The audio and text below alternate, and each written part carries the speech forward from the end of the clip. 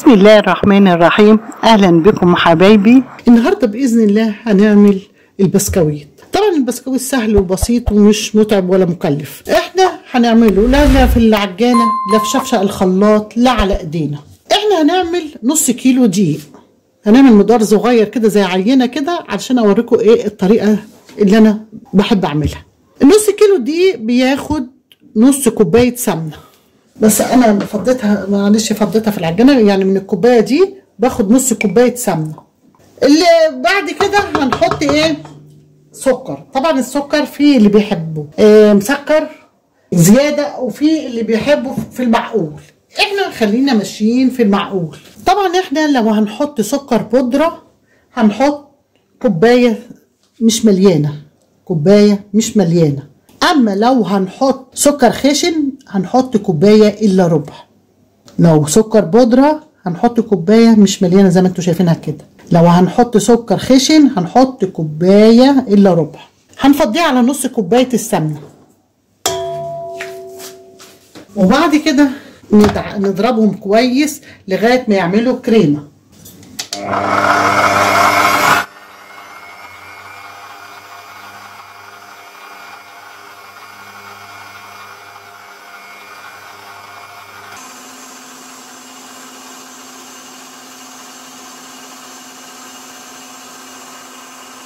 حبايبي هنحط بيضتين من البيض البلدي. البيض البلدي بيبقى جميل قوي قوي قوي في البسكويت. نكسر كده البيضه، حطينا واحده ونلف لفه.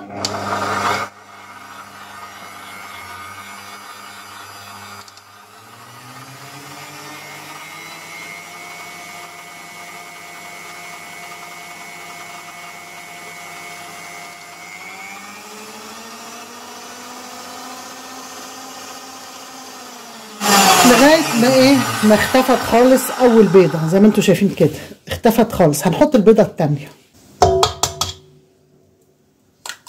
طبعا انتوا عارفين ان البيض البلدي بيبقى صغير، ما نزودوش عن البيضتين. اما لو هتحطوا من البيض الابيض الكبير دون يبقى هتحطوا على الكيلو 3 بيضات بس.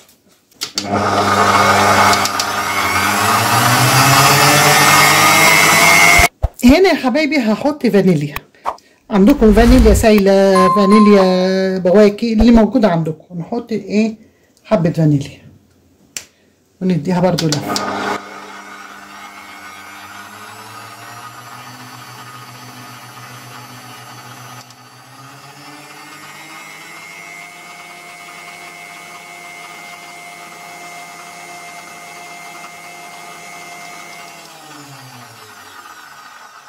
هنضيف ايه دلوقتي؟ هنضيف معلقتين زيت. معلقتين زيت. ادي معلقه زيت، وادي المعلقه التانيه. شايفين اهو.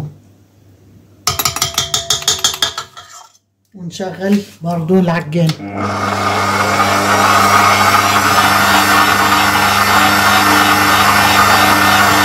طيب حد هيسألني يقول لي المعلقتين الزيت ليه؟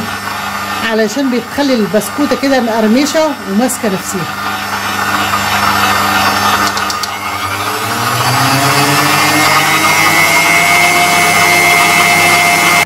هنا بقى هنجيب ربع كوبايه لبن وعليها نص معلقه نشادر ونقلبها كويس.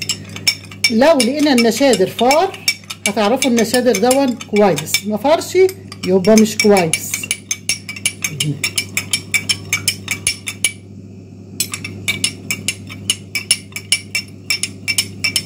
ليه؟ بيبقى ساعات النشادر بيبقى عند البياعين مركون، تيجي تعملوه تبصوا تلاقوه ما فرش. طب ما فرش ليه؟ علشان مركون والفعاليه بتاعته راحت. اهو شايفين اللي حصل معايا دلوقتي، حطيته ما فرش معايا. هضطر اجيب نشادر بداله واعمل غيره. زي ما انتم شايفين يا حبايبي هشغل العجانه واحط النشادر. بسم الله الرحمن الرحيم.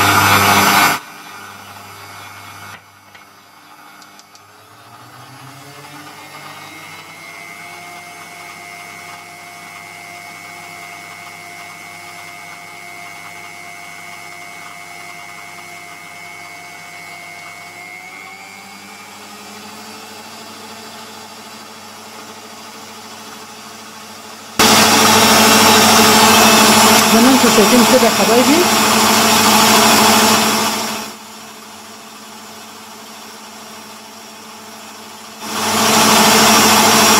طبعا ريحه النشادر طالعه جامده جدا.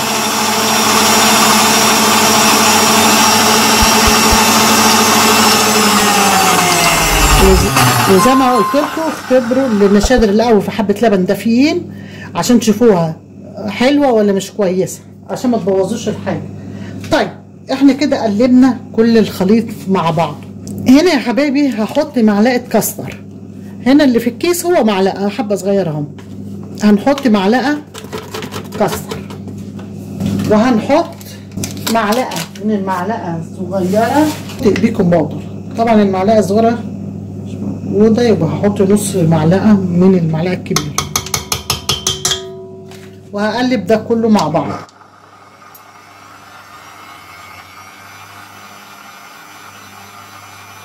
دلوقتي هشيل المضرب علشان احط الكف. بسم الله الرحمن الرحيم اهو.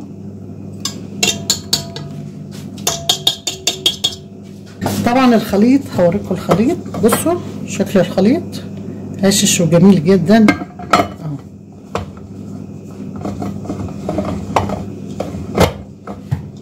نحط الكف بالشكل ده كده، وهنيجي نفضي نص كيلو دقيق حبه بحبه لغايه ما نشوف العجينه معانا. ننزل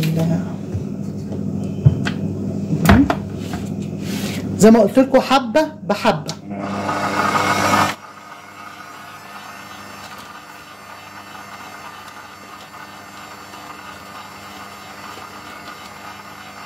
وعايزه اقول لكم على حاجه، في برضه هنحط معانا ريحه الموز، بتدي للبسكوت طعم حلو، بس ما تكتروش يا جماعه. يعني انا الازازه دي عملت منها الكعك وعملت منها البسكويت اهو، يا دوب ندعك. ونبدا نحط الدقيق حبه بحبه. ما نشوف الخليط اللي احنا عملناه ده، يعني عاملاه على نص كيلو دقيق، نشوف هيعمل ايه. لان بقول لكم الدقيق بيفرق عن دقيق.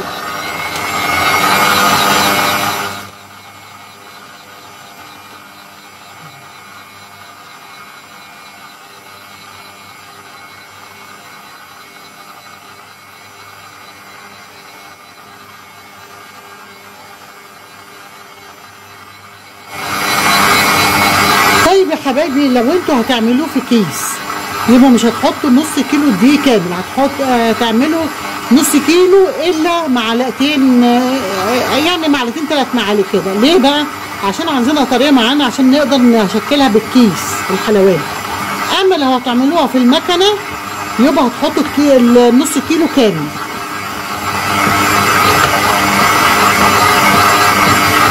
بدأت العجينه تتلم اهي، بصوا اهي.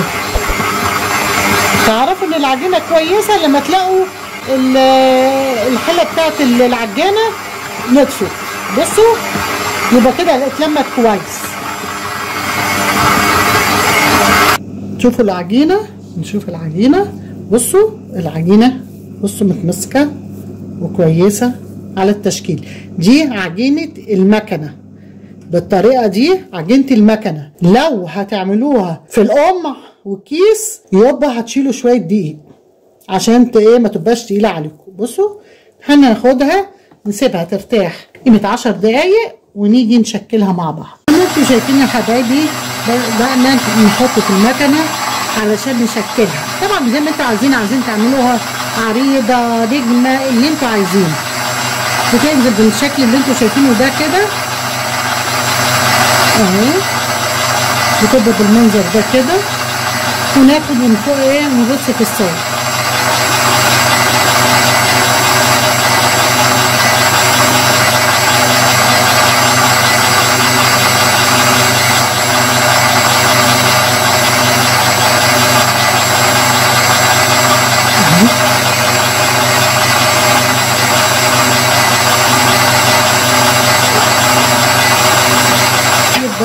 بالشكل اللي انتوا شايفينه ده. وبعد ما اخلص اوريكم في الاخر.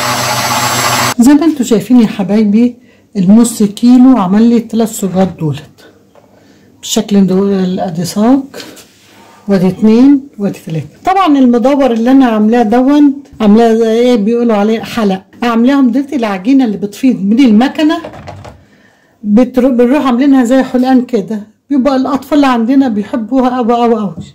دلوقتي هنسخن الفرن تسخينها كويسه وبعد كده هون هنسويه ونشوف مع بعض بعد ما يستوي. طبعا التسويه يتحط في الرف الوسطاني، الفرن يسخن الاول ويتحط في الرف الوسطاني ونهدي النار علشان يطلع مقرمش كده وحلو. طيب واحنا بنعجن طبعا بيختلف الدقيق، يعني كم نصيحه كده هقول لكم عليها. بيختلف الدقيق من دقيق، يعني في دقيق بيشرب سوائل وفي دقيق ما بيشربش سوائل. افرضوا وانتوا بتعملوا العجينه طلعت ناشفه معاكم، تعملوا ايه؟ هتجيبوا شويه لبن وتعجنوها هتلموها بس لم كده بشويه لبن هتظبط معاكم. طيب افرض العجينه طلعت سايله معانا وطريه، نعمل ايه؟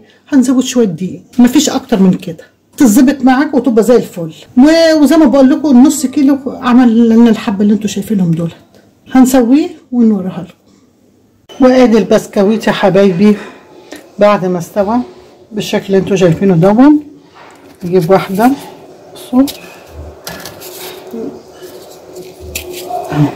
ماسك نفسه وكويس وفي نفس الوقت مقرمش اهو،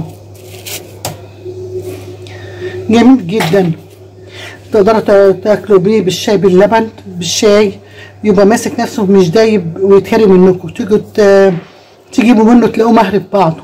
لا ده ماسك نفسه.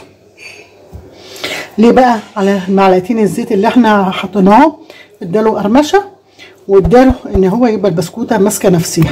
يا رب يعجبكم. السلام عليكم ورحمه الله وبركاته.